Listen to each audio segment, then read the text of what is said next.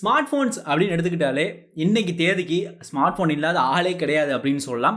So ஒரு ஆள் smart ஃபோனையும் ஒரு மாதிரி யூஸ் பண்ணுவாங்க அப்படின்னு சொல்லலாம்.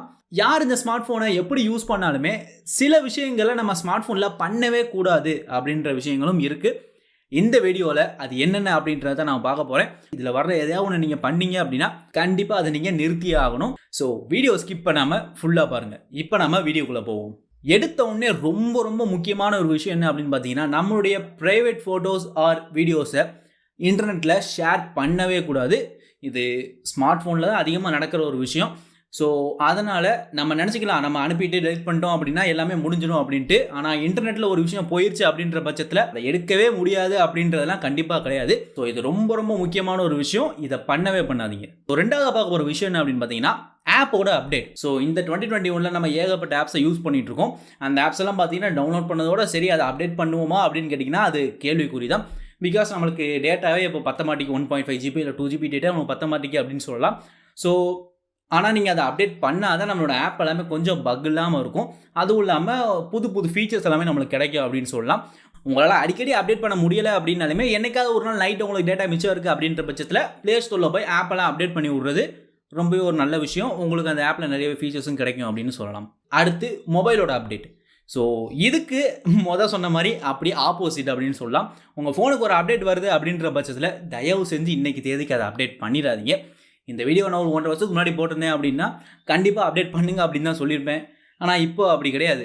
அப்டேட்டு அப்படின்ற பேரில் நமக்கு ஃபீச்சரு செக்யூரிட்டி பேட்சோ வருதோ இல்லையோ, பக் அப்படின்றது கண்டிப்பாக வருது. முக்கியமாக இந்த எம்ஐ ஃபோன்ஸ்லாம் சொல்லலாம். எம்ஐ மட்டும் தான் சொல்கிறேன் அப்படின்னு நினச்சிக்காதீங்க. மற்றவங்களாம் ஒழுங்குல அப்படிலாம் கிடையாது. மற்ற ஃபோனும் இதே விஷயம் தான். ஆனால் எம்ஐயோட பேர் தான் அதிகமாக வருது அப்படின்னு சொல்லலாம்.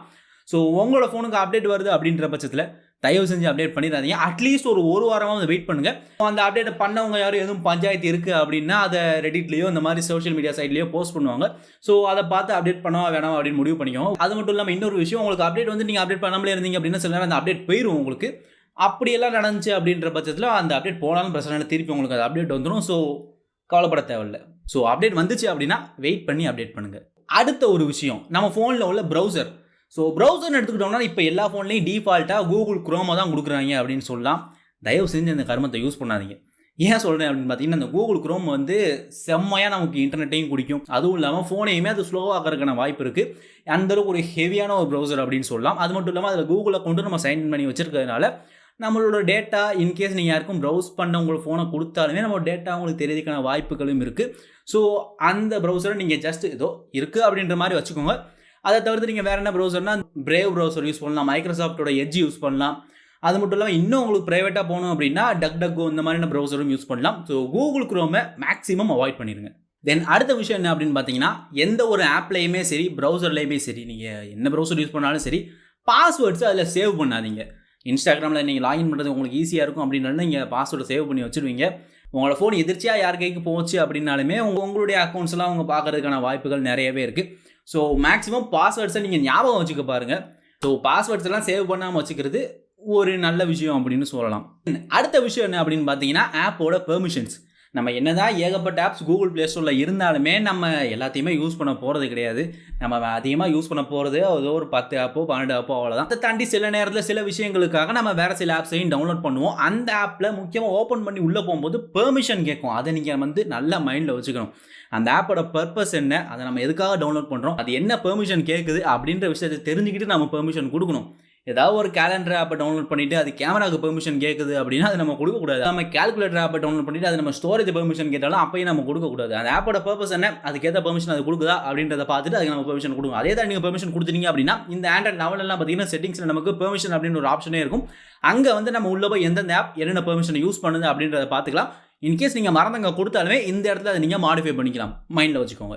தென் அடுத்து எல்லாருமே சொல்கிற ஒரு முக்கியமான விஷயம், தேர்ட் பார்ட்டி ஆப்ஸை வந்து இன்ஸ்டால் பண்ணாதீங்க அப்படின்ட்டு.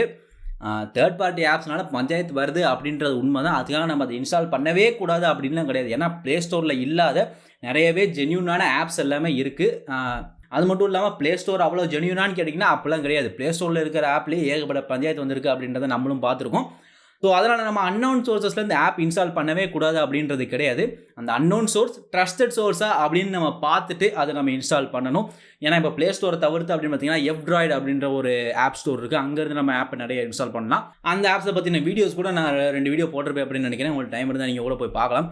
ஏன்னா ஆண்ட்ராய்டுடைய ஒரு கோர் ஃபீச்சரே அப்படின்னு பார்த்தீங்கன்னா நம்மளால் தேர்ட் பார்ட்டி ஆப்ஸை யூஸ் பண்ண முடியும் அப்படின்றது தான். ஐஃபோன்லாம் பார்த்தீங்கன்னா அதெல்லாம் நினச்சி கூட பார்க்க முடியாது. நமக்கு வேணுன்ற ஆப் வேறு ஒரு சைட்டில் இருந்து நீங்கள் அதை டவுன்லோட் பண்ணீங்க அப்படின்ற பட்சத்தில் டவுன்லோட் பண்ணிவிட்டு இன்ஸ்டால் பண்ணும்போது முக்கியமான விஷயம் நல்லா கவனிக்கணும். உங்களுக்கு அந்த ஆப்போட ஐக்கான் உங்களை இன்ஸ்டால் பண்ணும்போது அந்த ஸ்க்ரீனில் தெரியணும். அப்படி தெரிஞ்சால் மட்டுமே அது அந்த ஆப் அப்படின்னு சொல்லலாம். ஒருவேளை உங்களுக்கு எந்த விதமான ஐக்கானுமே இன்ஸ்டால் ஸ்க்ரீனில் தெரியலை அப்படின்னா தயவு செஞ்சு அந்த ஆப் இன்ஸ்டால் பண்ணாதீங்க. அதே மாரி நீங்கள் இன்ஸ்டால் பண்ணிட்டீங்க அப்படின்னா உங்களுக்கு அந்த ஆப் ஹோம் ஸ்க்ரீனில் இருக்காது. இன்கேஸ் நீங்கள் செட்டிங்ஸில் போய் பார்த்தாலுமே அந்த ஆப் இருக்காது. ஸோ அப்படிப்பட்ட ஆப்புக்கு வந்து ரொம்ப நீங்கள் ஜாக்கிரதையாக இருக்கணும். ஏன்னா அந்த ஆப் கண்டிப்பாக வைரஸாக இருக்கிறதுக்கு ஏகப்பட்ட சான்ஸ் இருக்குது. அப்படி ஒரு ஆப்பை நீங்கள் இது மாதிரி தெரியாமல் இன்ஸ்டால் பண்ணிட்டீங்க அப்படின்னாலும் உங்கள் ஃபோனை ஒரு ரீசெட் பண்ணிடுறது ரொம்பவே நல்லது. உங்களுக்கு ஜென்யூனான சைட்டாக என்னன்னு தெரியாது அப்படின்ற பட்சத்தில் நீங்கள் தேர்ட் பார்ட்டி ஆப்ஸை இன்ஸ்டால் பண்ணாமல் இருக்கிறது நல்லது. தென் கடைசியான விஷயம் அப்படின்னு பார்த்தீங்கன்னா ரூட்டிங் அப்புறம் கஸ்டம் ரோம் போடுறது. இந்த விஷயங்களை பார்த்தோம் அப்படின்னா நமக்கு நிறையவே இன்டர்நெட்டில் இப்போ வீடியோஸ் நிறையவே இருக்குது. அதெல்லாம் பார்த்து நம்ம ஃபோன் அந்த மாதிரி ஃபேன்சியாக மாற்றலாம் அப்படின்ட்டு நம்ம ட்ரை பண்ணுறதுக்கான வாய்ப்பு நிறையவே இருக்குது. ட்ரை பண்ணுறது தப்பு இல்லை. ஆனால் இன்கேஸ் இப்போ நம்ம ஒரு கஸ்டம் ரோம் போட போகிறோம் அப்படின்னா அந்த கஸ்டம் ரோமை வந்து ஏதாவது பக் இருக்கா அப்படின்ற ஒரு விஷயத்தை நம்ம தெரிஞ்சுக்கணும். அடுத்து அந்த கஸ்டம் ரோம் நமக்கு போட்டதுக்கப்புறம் நம்மளால் திருப்பி நம்மளோட ஃபோனையே பழையபடி கொண்டு வர முடியுமா அப்படின்ற விஷயமும் நம்ம தெரிஞ்சுக்கணும். ஸோ இந்த 2 விஷயத்தையும் நம்ம தெரிஞ்சுக்கிட்டு நம்ம இந்த கஸ்டம் ரோம் விஷயத்தில் இறங்குறது ரொம்பவே நல்லது. அதே மாதிரி ஃபோனை ரூட் பண்ணுறது அதே மாதிரி தான். ஃபோனை ரூட் பண்ணனால ஏகப்பட்ட ஃபீச்சர்ஸ் யூஸ் பண்ண முடியும் அப்படின்னு மொட்டைக்கட்டையாக நம்ம நினச்சிக்கிட்டு ரூட் பண்ணுறதை விட எந்த மாதிரியான ஃபீச்சர்லாம் நம்ம இன்ஸ்டால் பண்ண போகிறோம், இதெல்லாம் நம்ம பண்ணோம் அப்புறம் ரூட்டிங் தேவை அப்படின்ற பட்சத்தில் நம்ம இன்ஸ்டால் பண்ணுறது ரொம்பவே நல்லது. இந்த மாதிரி விஷயங்கள் நீங்கள் பண்ண போகிறீங்க அப்படின்னா இதை பற்றின கம்ப்ளீட்டான விஷயங்களை நீங்கள் தெரிஞ்சுக்கிட்டு அதுக்கப்புறம் இதில் இறங்குனீங்க அப்படின்னா உங்களோட ஃபோனுக்கு ரொம்பவே சேஃப்டி. ஸோ இதுதான் பார்த்தீங்கன்னா ஸ்மார்ட் ஃபோனில் நம்ம ஜென்ரலாக பண்ணுற மிஸ்டேக்ஸ், அதை எப்படி அவாய்ட் பண்ணலாம் அப்படின்ற விஷயத்தையும் நான் உங்களுக்கு சொல்லியிருக்கேன். ஸோ இந்த வீடியோ உங்களுக்கு யூஸ்ஃபுல்லாக இருந்திருக்கும் அப்படின்னு நினைக்கிறேன். யூஸ்ஃபுல்லாக இருந்துச்சு அப்படின்னா மறக்காம ஒரு லைக்கை போட்டு விடுங்க. நீங்கள் லைக்கை போட்டு விட்டால் தான் நம்ம சேனல் நிறைய பேருக்கு போய் ரீச் ஆகும். ஸோ வேறு யாருக்கும் ஷேர் பண்ண வச்சிங்கனாலும் தாராளமாக ஷேர் பண்ணி விடுங்க. இந்த வீடியோ பற்றி என்ன நினைக்கிறீங்க அப்படின்னு கீழே கமெண்ட் பண்ணுங்கள். இதே மாதிரி இன்னொரு சூப்பரான வீடியோவில் உங்களை கூடிய சீக்கிரம் வந்து மீட் பண்ணுறேன். Until then, this is RV from RV Tech Tamil signing off.